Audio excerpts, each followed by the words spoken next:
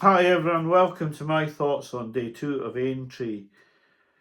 I don't really know how to do these videos because there are races at Aintree where I don't have a very strong opinion, and I don't know whether to just do the ones firstly that I do have the strong opinions in, or whether to go through them in chronological order.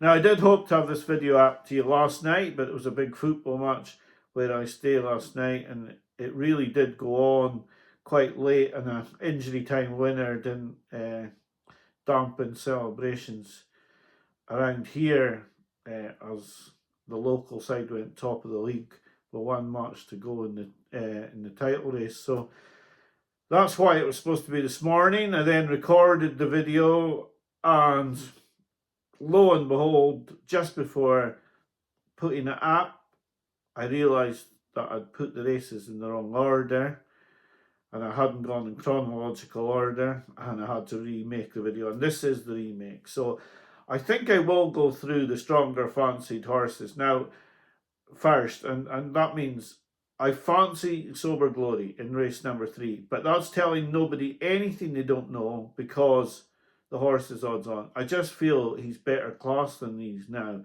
He's run second in a Grade 1, a very good Supreme, and he's run second. He should be able to take this out. If he's going to be the horse that a lot of people hope he'll be next season, he has to take this race out. So in race 3, I fancy Sober Glory, but odds on, not telling you anything you don't know.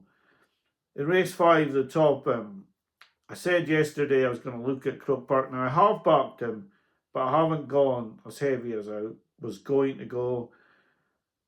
I sort of do wonder why Jack Kennedy's not on board, firstly. And although Donny Gilligan's a very good jockey and he got the only winner that Gordon Elliott got at Cheltenham, I do wonder why Jack's not on board here. So that has tempered my enthusiasm. I do think he looks to have been laid out for this. There are lots and lots of horses been laid out for this. I would think Atlantique has as well. Can't trust him. Do think he's got a good chance, but just don't trust Atlantique. Will the Wise, I think, has got a fantastic chance. I have backed him anti-post at 14-1. I was going to put him up as a selection at 14-1, but then other YouTube channels put him up, and I thought, well, I'll just leave it now that others have put it up. I'll not bother to put Will the Wise up. They'd be my 2 against the field. Everyone will say, why am I going against Madara after getting the favourite at Cheltenham? I just feel up in the weights. Not sure how that horse would take to these fences. Could win again. The price is nowhere near what I got at Cheltenham, where I got 12-1. Now it's 92 best for Madara. Just can't back Madara at that price. So Will the Wise and Croke Park for me in the top. My strongest fancy at the prices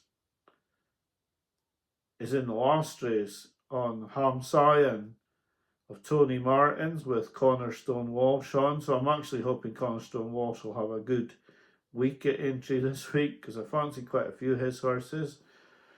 I just think at 18-1 with a drying ground, perfect distance, I just think there's unfinished business with this horse. I do like Ham Sion, and at 18-1, I have backed him each way, and I've had a decent bet on that at 18-1. So just to sort of recap the stronger fancy, Sober Glory, Will the Wise and Croke Park each way in the top, and Ham Sion in the last race. In the other races, in the first race, I was between Indivar Blue and Jazzy Matty, who's a stone lower in the weights over hurdles. Thought both had good chances. Could see Indivar Blue blowing this race apart. But he was taken out of Cheltenham just 5 weeks ago. He would have been taken out of the race with a small niggle, and that worries me. So yeah, I'd also think Jazzy Matty's got a good chance.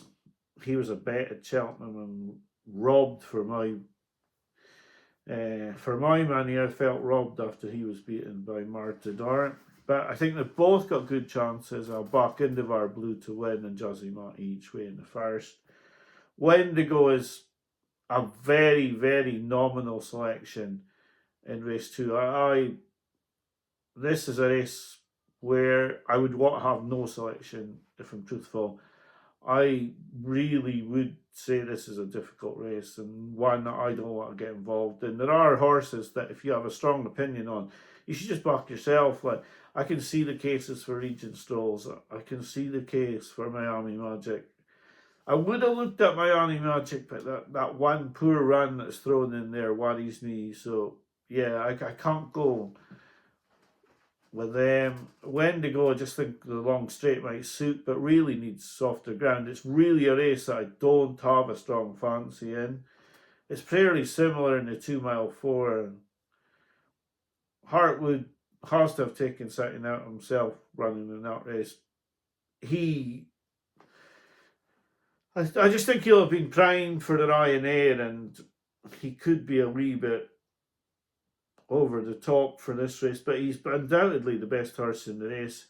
Everyone's going to know what I'm going to say, but I do wonder if they're just going to hold Blow de Sud up out the back and try and Camwell one run very late on. He is a horse that's needed gaps in his races, so there is a possibility that he completely blows out and runs no sort of race.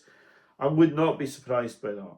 I really would not be surprised if Blow de Sud didn't run a good race because he's only ran 5 weeks ago. Then again, I could see him winning, and at the price he's running at, he's going to be bigger than the price he was at Cheltenham, and so I will have a small win bet on him, but it will be very, very small. Similarly, race 6, a tough race, this one. Johnny's Jury broke my heart at Cheltenham, coming to beat the Passing Wife and Fruit de Mer. I think it'll be harder to do that on this easier track. I'm not sure they'll get away with sort of tactics like that. But I didn't have a strong opinion. I wondered why Cobden's gone away from No Drama this end. I looked at Talk to the Man. It'll be very, very small stakes in that race on Dalston Lad. So in truth, the Aintree's difficult. It really is difficult. But I have had 2 decent bets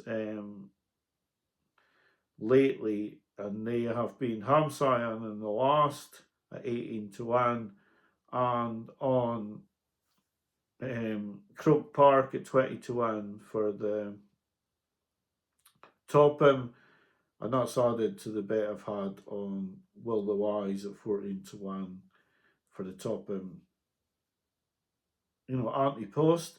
So, yeah, I know this video's been very short, but I've already tried to make it, messed it up, and it should have been up last night, but the football ran on, and once that starts and the match ends like it did, it just sort of knocked me out of doing the video last night, and sadly getting it wrong this morning really frustrated me a lot. I actually was downstairs putting the video together when I realised that as I'd made it all as one recording, I'd actually put the Dalston Lad race in before Blow de Sud, and although a lot of people would have known the races I meant, I didn't want to do it like that. So yeah, I've done it again.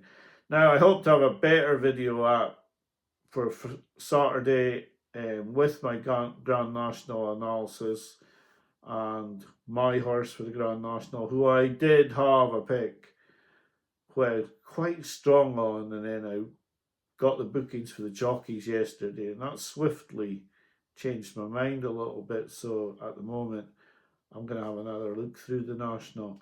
But for Friday, the main bets for me will be 2 in the Topham, Croke Park, Will the Wise, and in the last race, Hamsayan. Okay, thanks for watching, thanks for your time, and I'll be back to you tomorrow with the video, or maybe even later tonight for the video for Saturday of Aintree.